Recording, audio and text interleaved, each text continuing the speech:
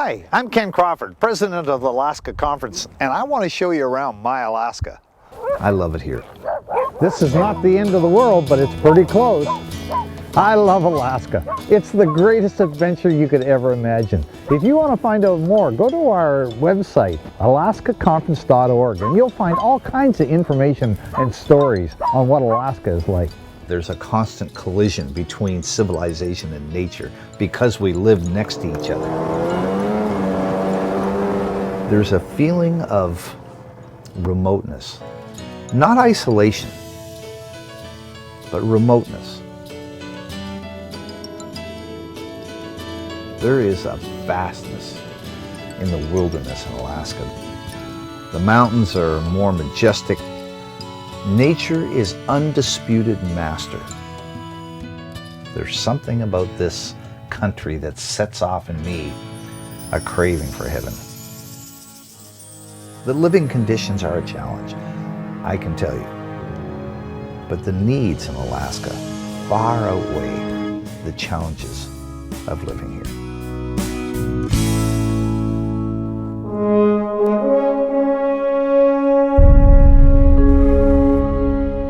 Unbeknownst to many Americans, Alaska holds the largest national park in the country.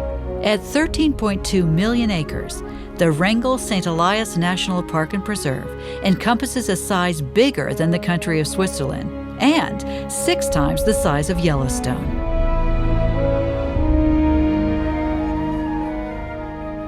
In its bounds holds many of the tallest peaks and largest glaciers in all of North America.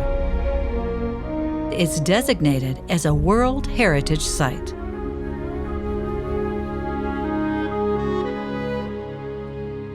But before it became a park in the 80s, it was home to many people. And today, there's a small but growing number who live at the foot of the Wrangell Mountains in a secluded town called McCarthy, 60 miles from the nearest paved roads.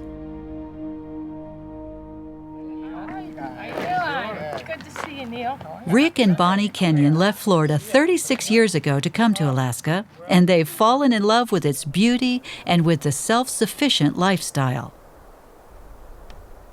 Well, it is a very beautiful spot, very nice part of Alaska.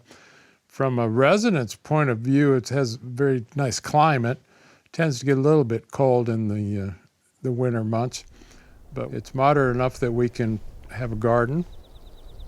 Particularly when we came here in the late 70s, we had to build our own cabin. We had to make our own driveway. We had to generate our own power, which we still do. There's no grid here. We still make our own power, get our own water.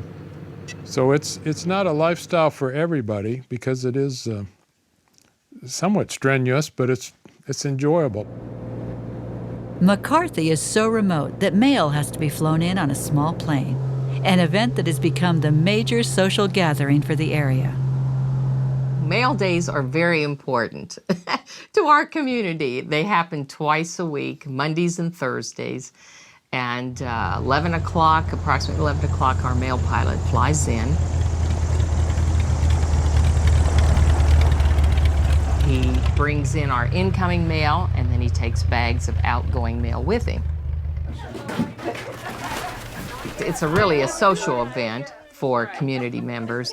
In the winter, of course, it's a quiet time because not many folks are here.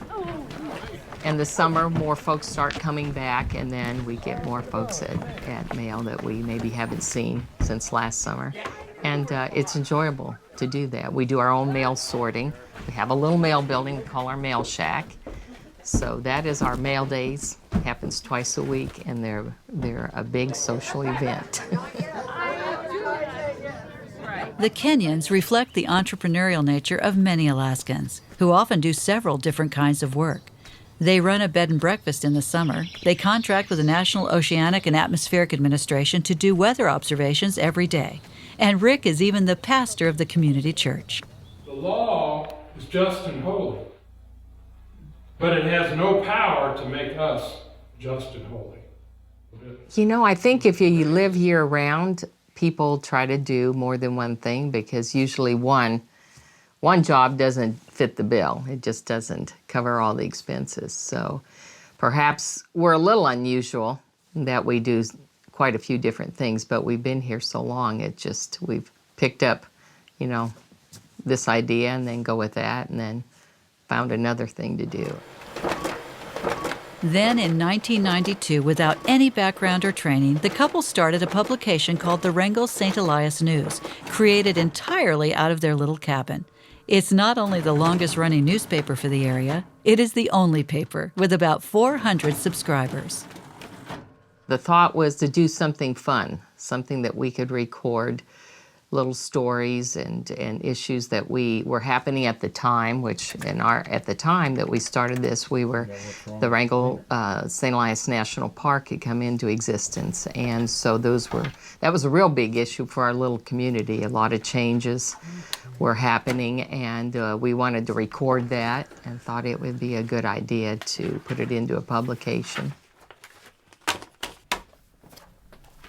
Out of that idea came more than one issue.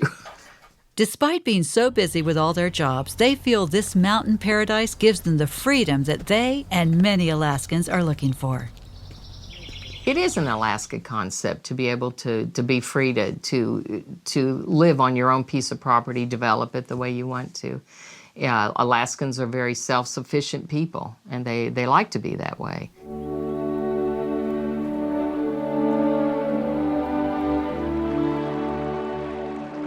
We enjoy the solitude, the peace, quiet, and the lack of traffic.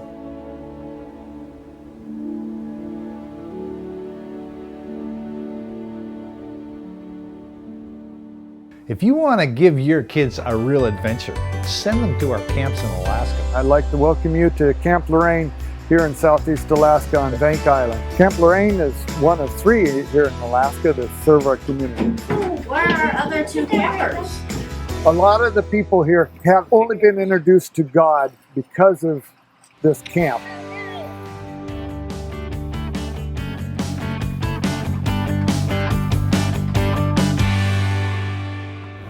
We're coming into Olson's log dump, and we're going to pick up a couple campers for Camp Lorraine. Transportation out to these different camps is by boat. It can be by float plane, but mostly by boat is how we get out here. It's not connected by any roads. One of the challenges that we have with running camps in Alaska is we never know how many kids are going to come until the day that we get there to pick them up. So it's always a surprise how many classes we'll have and how many cabins we'll have. But somehow God always works it out. He always sends us the right number. Have a good week. What time next Sunday? Let's shoot for about 9 o'clock. In the morning? Yes. You got kids from Wrangell? Yeah, 21 I think was the number.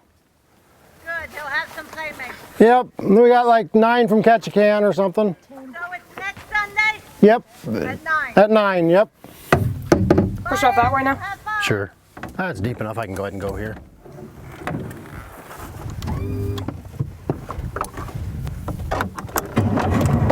You got a life jacket? You do have a life jacket.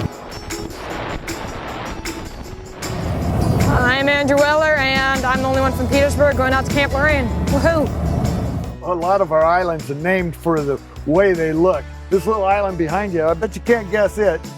Yeah, it's named for what it's got on it, 2 trees. When you pass 2 Tree Island and you come around the bend, you're in vision of seeing our camp, Camp Lorraine, here on Vank Island in Southeast Alaska. It's been here for quite a few generations. A lot of the older people have been here at camp and now are sending their kids here. This summer camp was formulated by a man by the name of Elder Dawson. Elder Dawson wanted a place where young people throughout southeastern Alaska would be able to come and experience Jesus Christ. And so through his dreams and through his hardship, he formulated Vank Island Camp Lorraine Summer Camp. Lorraine is named after his wife. I grew up a heathen. I didn't know who Jesus was. My parents asked me if I wanted to go to a summer camp, and I said sure. So they sent me here to Camp Lorraine. And it was here that I experienced camp for the first time. I learned the songs of the old rugged cross. I heard for the first time, it only takes a spark to get a fire going. And I believe that was the seed that God planted in my life to begin a Christian walk and a Christian conversion. If you'd like to be a counselor or you'd like to participate and work here at a summer camp, just come on up. So if you're looking for a great summer job, consider working at Alaska camps. We hire 12 to 15 college kids. I'm Lori Hosey, I'm the director. If you need an application, email me, lorihosey@gmail.com. We hire them and bring them up and tour them around for about 8 weeks all over Alaska. Great summer job. We get you stipends, airfare, room and board, and the colleges that you go to will do a matching scholarship. Some of them even 100%. This is the first time some of these kids have ever heard the name of Jesus, not in a swearing sense. And Bible stories, we tell them Bible stories. They've never heard about creation. They don't know about the cross. They come out here and you'll start telling a Bible story that you think is very familiar to children, and so you cut it off in the middle and say, we'll talk about this tomorrow, and then they just go crazy. No, we got to know what happened to him. So they don't let you leave until they've got the full story. And it's rewarding to be able to share just simple stories from the Bible with them and then have them repeat it. And also the songs that we sing get stuck in their heads, and they get stuck in ours, unfortunately, sometimes. I praise the Lord, my soul to keep. I just want to be a sheep. Bad, bad, bad, bad. I don't want to be a Pharisee. No, I don't want to be a Pharisee. I went to summer camps at Camp Tukaskoya out of Big Lake, and Alaska summer camps is where I met Jesus for the first time. Jesus was introducing himself to me. It was the staff members, their devotion and their sacrifice for spending a couple of weeks with all of us, teaching us about Jesus. The young people are at an impressionable age, and the Holy Spirit can really touch their hearts and come to know Jesus as I did. I'm from Wrangell. I'm loving camp. We love camp! We're running about 8 classes every couple hours, and they're doing everything from kneeboarding and water skiing. I'm excited about tubing. And we've even got some canoes out, crafts classes and tie-dye. Kids spend their time building forts and doing Survivor Man and baking cakes and decorating them. Bink Island is a rainforest, and you can see there are beautiful trees everywhere with moss, and we actually have a whole campus here with various buildings, and we can see there's a brand new roof on our gym here. We also use this as a chapel and our campfire area.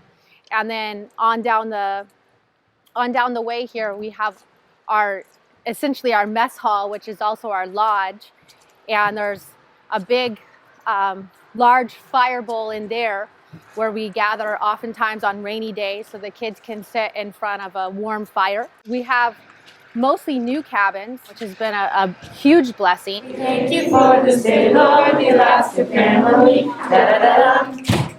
Da-da-da-dum. Da-da-da-dum. Da-da-da-dum. Da-da-da-dum. Thank you for this day, Lord. You may wonder what we eat up here because all of our camps are away from the nearest grocery store. We start in January planning the menu. We start usually in Vancouver, Washington, going to Costco, getting supplies. We watch for sales at Winco. We haul it all up to Seattle, Washington, where we put it on the barge. The barge ships it up. It's at least a month getting it up here. It's a process that starts way back then to get it to here today. Here at Camp Lorraine, we got a lot of different little projects. Between the moss and the moisture here, things take its toll. Our caretaker's cabin is melting down because of the mold and the moss and different things. That's a project coming up here pretty soon. We have at least one more boys' cabin to take care of. We are about 9 or 10 miles away from the community of Wrangell, Alaska. On behalf of the board members here at Camp Lorraine, we'd like to thank you for your support. Welcome to Wrangell, Alaska, located in beautiful Southeast. If you were to visit Wrangell, Alaska, you would see many different murals around town depicting native life, our fishing industry, and our past logging industry as well. My name is Chrissy Abrahamson, and I am the assistant manager for the Bare Basics, which is so much more than just a store. We're a ministry. Come on, let me show you around. Well, this is City Dock. Located behind us is the mouth of the Stikine River. This is my beautiful world. I moved here about 14 years ago and absolutely fell in love with Wrangell. But there was one thing that the community of Wrangell was lacking. It was a place for our lower income families to buy discount food. So Pastor Howard Williams and his wife Charlene came up with the idea of the Bare Basics. And about 3 years ago, they opened the store. Now, more than a store, the Bare Basics is a ministry run by the Seventh-day Adventist Church. You know, at one point in my life, my family was struggling and we went without food. But by reaching out to the Bare Basics and to Charlene Williams, they were able to provide us with an emergency food box. We have such a variety of items here in Bare Basics to meet just about every need that you could possibly want. We have clothes, we have baby items, we have health and beauty supplies, we have candy, we have cake, baked goods, we have canned goods. We just have just about everything you could find at the store. And what's a lot of fun is that everybody on shipment day is in a flurry to come in and see what is new. And we may never get the same thing twice at Bare Basics. It's almost like Christmas. You never know what you're going to get. I started shopping at the Bare Basics immediately. And about a year ago, I got the opportunity to become an employee at the store. I finally found what God has put me on this earth to do, is to help our community. We provide food boxes to people who are in desperate need of food. We also lend a sympathetic ear to anyone who may be having a hard time. The Bare Basics is a concept that can be achieved in any community in Alaska. And they started off by offering USDA food commodities, which is a food box that you can get once a month. Come on into the store and meet Amy. And if you could sign that, please. Alrighty. Here you go. Thank you. And thank you so much. And you have a good day. All right, thanks. My name is Amy Ferdinand, and this store is run by a lot of young people. And it's a great ministry and a great place to come to just chit chat and hang out with everyone. I got started here at the Bare Basics by doing community service hours here. This store is the heart of the community in Wrangell because people that have different situations in their life and you never know what they're going through, and just saying hello to them or talking to them makes a big difference. This is my mom, Anita Ferdinand. In 2012, my mom got diagnosed with stage 4 pancreatic cancer, and she goes to Arizona every couple months to get treatments there. And I help out with my sister whenever she goes, and my dad works at the Silver Bay Logging Company. And it's just a real blessing that she is getting through this. I don't know what I would do without my mom. And I'm just really blessed that God has been with us through this journey, and it's a real blessing to me working here at Bare Basics. Many kids in Alaska have family crises like Amy's. Won't you help send worthy students to Adventist schools? Donate to the Alaska Conference Worthy Student Fund, 6100 O'Malley Road, Anchorage, Alaska, 99507. So if you'd like to help us, you can make a donation to the Alaska Conference or the Wrangell Seventh-day Adventist Church. I am really, really impressed with the commitment of the local people. For example, the church at Wrangell and at Dillingham and Camp Tuke, to commit their time and energy to these camps locally at the local level. And without them just holding that together, I don't think these camps would exist. But they aren't big enough and strong enough to meet with the repairs that need to happen at these camps. But their commitment to it is fantastic. We have a camp on a lake called Aleknakik Lake. It's about a 10-mile ride by boat to get to it, but it is remote and beautiful and pristine conditions. The camp's a little bit rustic, I would say, but oh, the kids love it there. The exciting thing about coming up Camp Polaris is coming to the point out here in Aleknakik and having the mothers put their child on our boat or the barge as we bring them up here to Camp Polaris. Bristol Bay is the heart of fishing in Alaska, and this year, even though fishing was very poor, at church on Sabbath, they made an appeal. What I need is pledges from people. There was a lot of kids that wanted to come but couldn't afford it. I've got a list, and those kids are anxiously standing by their phone between now and Tuesday when camp starts for a call from me telling them that I found the money for them to go. And even though this has been not a very good year for fish and the price isn't where they would like to have it, they made that appeal and had a list of all the potential campers who could come. And if you look around, every single one of these kids are here today because of those fishermen in Bristol Bay. They raised $4,500, and so we want to say a wonderful thank you to them, each one, for making this possible. And if you're watching this, then you'll be able to see students that you actually sponsored. This is Alaska!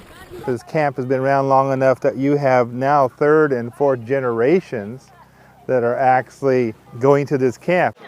Hi, my name is Brianna Clark. This is my third year to camp, and we just got done swimming and it was very cold.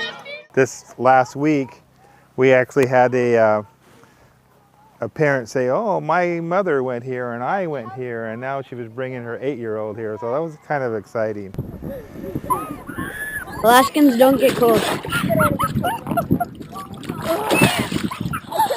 Out in these little communities, it's function before fashion.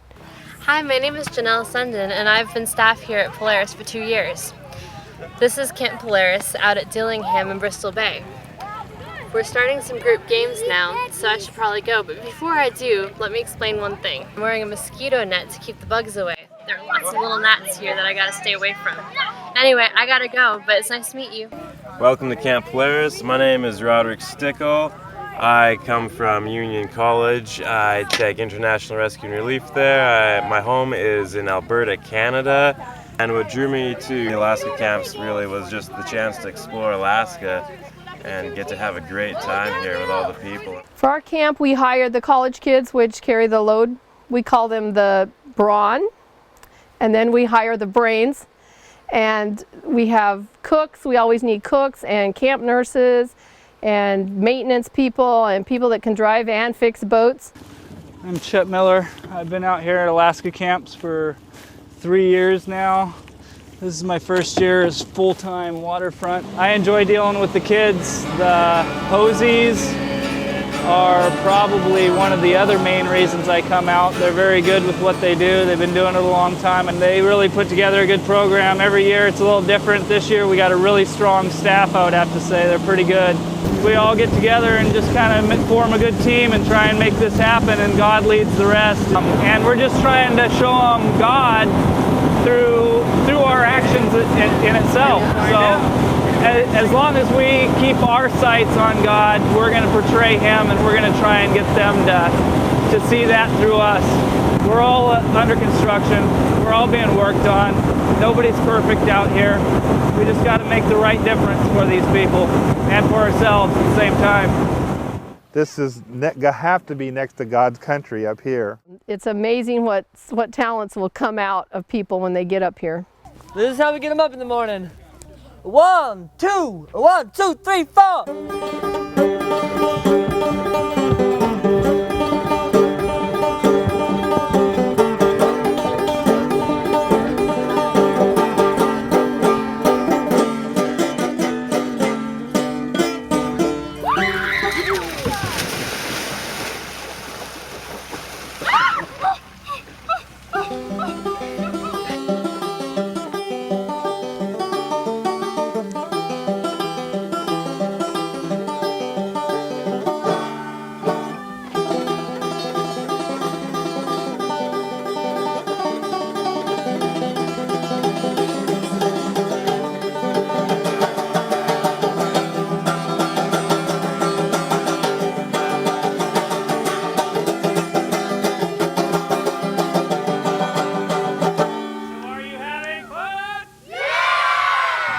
have a great week here. We got a lot of fun, so many good things planned. We canoeing, we got crafts. But one of the challenges we do have of being in this part of Alaska is that the campers, or the ones that come to camp here, they come from a lot of diverse families. We have mostly Native children in this area, and they come from a lot of drug and alcohol abuse. A lot of families that live together for many generations.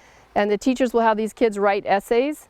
And I had one of them tell me one time, she's a 6th grade teacher, and she said, every time I ask my kids to do a writing assignment, it's all about camp, things that happen at camp. And she said, let's move on past camp and find something else to write about. And she said they couldn't do it. Their little heaven was camp, and that's what they write about. It's their happy life at camp. We fall in love with them. They're just a great bunch of kids. One of the things that we need here would be a landing craft, a small landing craft that we could haul a backhoe in here. So we could haul one during the summer and do some work around here, because we got areas we want to get leveled off so we can put in some nice bathrooms, a couple more cabins. I know that we have some cabins over here that the people in Dillingham have raised money and we built those a couple years ago, but we want to replace all these other cabins, and we need to get some leveling done, and so it'll be a real challenge. So that's one of the things that we're praying for right now and trying to save our money for, is to get a small 23-foot or 24-foot landing craft. And I think if there was nothing out here but tents, these people would still have camp. They're not going to fold because we don't support them. They still have camps. They believe in their mission for these kids, and with or without our support, they're going to have camp out here. They're going to teach these kids about Jesus. Come next year to Alaska and you can experience this beauty and all these little bugs that keep flying around my head too. Please support Alaska summer camps. This year, the Alaska Conference decided that it would be fun to have all the teachers come for the camp meeting weekend at Camp Lorraine Camp. If you are an Adventist teacher, or you know an Adventist teacher looking for an opportunity that will be like none other, have them contact the Alaska Conference. Go online, call them up. In Alaska, we have 6 schools with 16 teachers making a difference every day in the lives of kids. I used to work for a public school, and we had day-long conventions where we had to sit down around tables and collaborate and talk about all kinds of new and interesting laws and policies and procedures and go through binders.